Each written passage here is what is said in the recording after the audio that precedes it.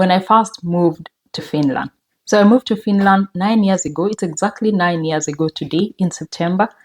And everything seemed really great. The streets were clean, they were quiet, the forest seemed like endless. And my experience I'm going to share, so stay tuned. So I would really say that the first few months since arriving to Finland 9 years ago, it felt like an extended holiday.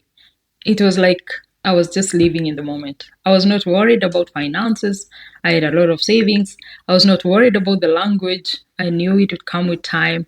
I was not worried about anything. I was just living my life and collecting memories and just being there. And I would really say that was one of the best moments. And sometimes I would pinch myself and say, did I really achieve this dream of coming to Finland? Because it was a very it was not one of the easiest of the processes. So I was really like excited. And my first impressions about Finland, I think the first impressions that you feel for a country or for a person, they actually remain in your mind for a very long time. So I'm going to share my impression of Finland when I first moved in, and this is my story. So when I was planning my trip to Finland, actually I was coming to study, and my arrival time was like 5 days before the start of my studies, and I was a bit skeptical about taking a flight from Nairobi to Helsinki. So I took a flight from Nairobi. It was via Ethiopian Airlines. So I came from Nairobi to Addis Ababa, and then from Addis to Stockholm, and then from Stockholm I landed directly to a nearby airport. It's called Kronopo. So first of all, I didn't know anyone in Kokkola, but I got in touch with a few friends via Facebook, and I got someone who promised to come and pick me from the airport. So on arrival at the airport, they were not already there. So I was there with my suitcases and wondering what to do. Of course, I had a backup plan that if they don't come to pick me up, then I would take a taxi and maybe go to the city and stay overnight in a hotel before I could get my student apartment keys. And because it was on a Friday, was it on a Friday? It was actually on a Thursday. So I had a chance to pick my student apartment keys on Friday. That's like the following day. So I had said maybe I can stay overnight in a hotel. And when I was still contemplating and wondering how do I call a taxi, all the texts were written in a language I could not understand. And I was wondering, how do I get a taxi? How do I get to the hotel? What do I do? And when I was still thinking about that, then I had someone actually speaking on the phone, and they were speaking in my mother language, Kalenjin. And immediately, that was almost like, it's like a relief. Like there is someone who speaks a language that I can understand. So at least I'm not so lost. So that's how I got my ride from the airport to. I stayed with a lady who came to pick me. He came with a husband, now a husband, that time boyfriend, and we went to their apartment at least for overnight stay. And then I picked my keys the following day for the student apartment, and and we started to prepare for my room. And actually, I was supposed to move out like the following day. That was on Friday, but somehow it was more comfortable to stay with them. So I stayed. I stayed for the weekend, and I would really say that this person really helped me to settle in, because over the weekend before I moved out, we went shopping, and I didn't have any utensils. I had to buy bed sheets. I had to buy everything that I needed for the apartment. And the apartment had like only a frame of the bed, and there was no mattress. and everything else you have to buy. But the good thing about the apartment was that there was a fridge already, there was a electric cooker, and there was a roommate there. So it was kind of like you have the basics. You have the basics to start, kind of. So you don't have to buy everything, starting from the bed to everything. And it was time to go to school, and the teachers were waiting for us. And the first impression that I noticed about the teachers was that they were really fancily dressed. In Kenya, I would say that, okay, people dress nicely, but more of very, very official. Like if you're wearing trousers, then you're wearing a trouser suit. If you're wearing a dress, then it's like how to say, like official dress, there's something like that.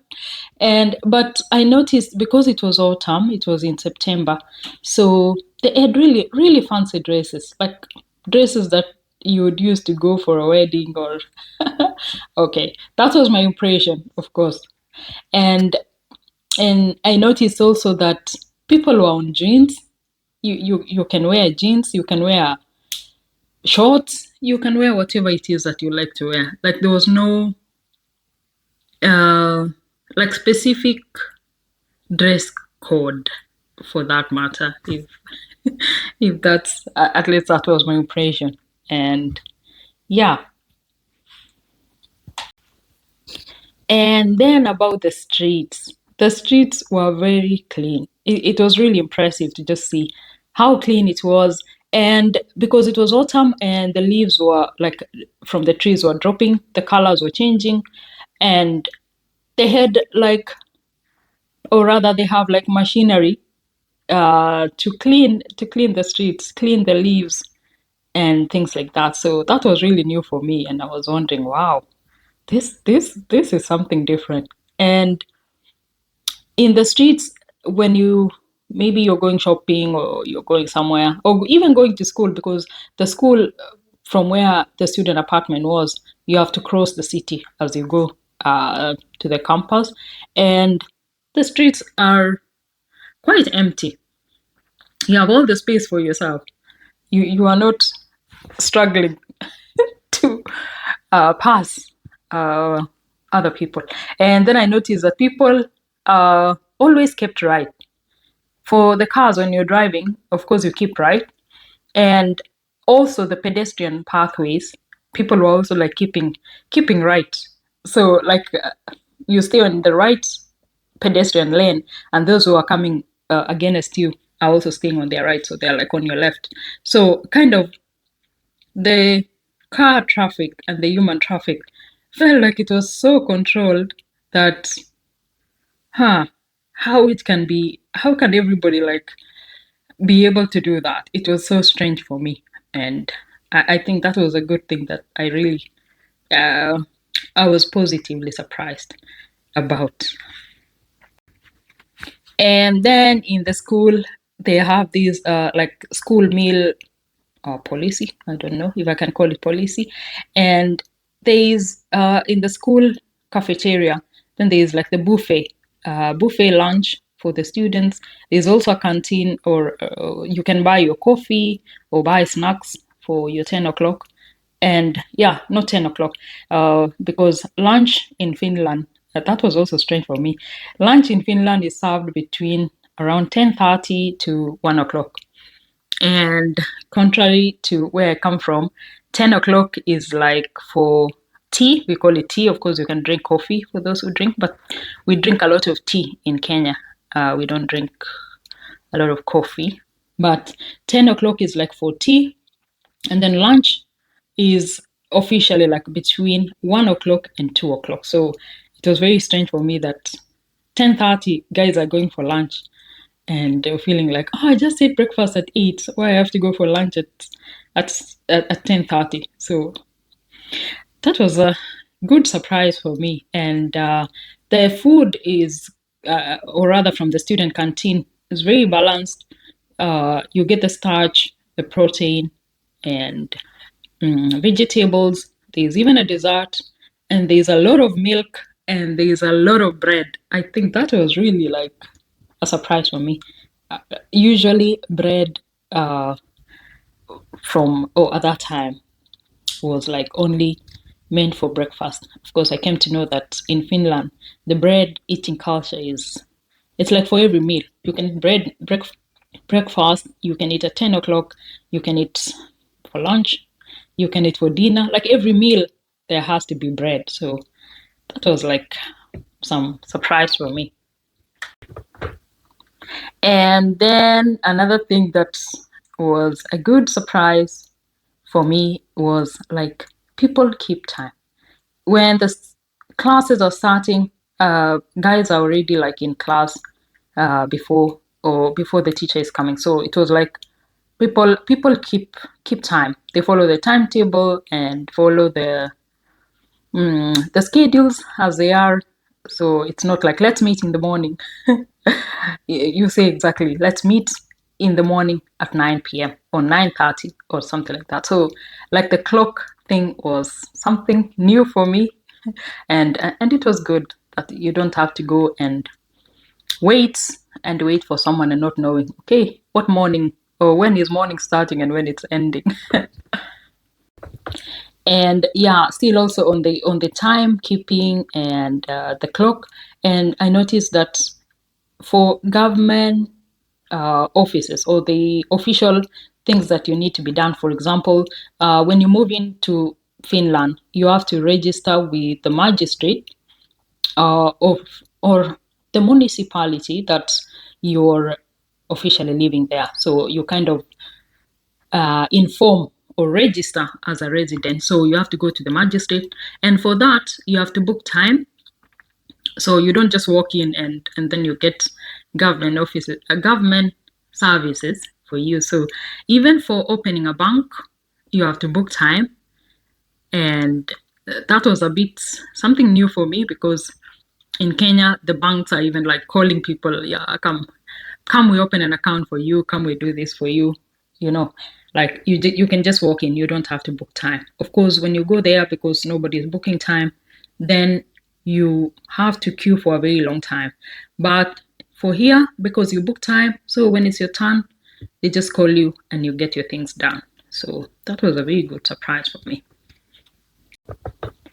Then came the winter, or the start of the winter. I think we were really waiting so much to see the first snow, and we had even like a WhatsApp group to inform each other when the snow starts to fall.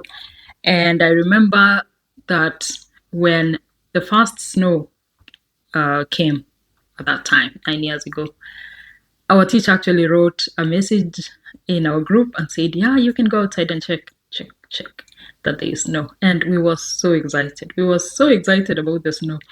And of course, we could not understand when guys are like, don't worry, the snow will come, the snow will come. And when it comes, it will come and it will be a lot.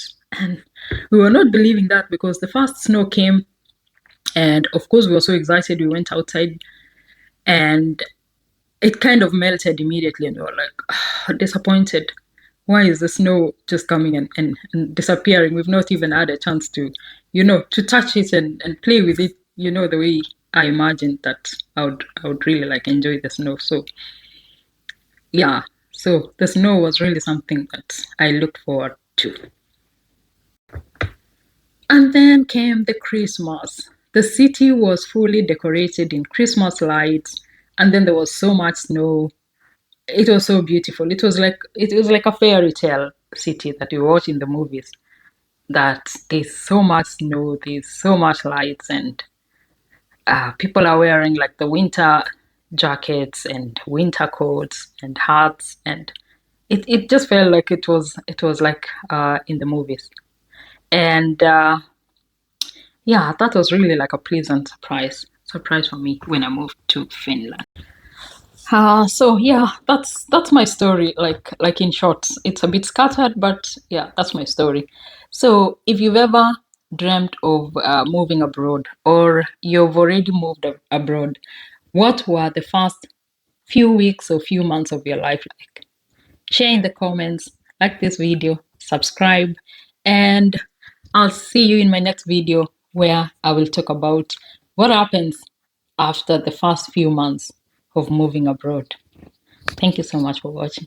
I'll see you. Bye bye.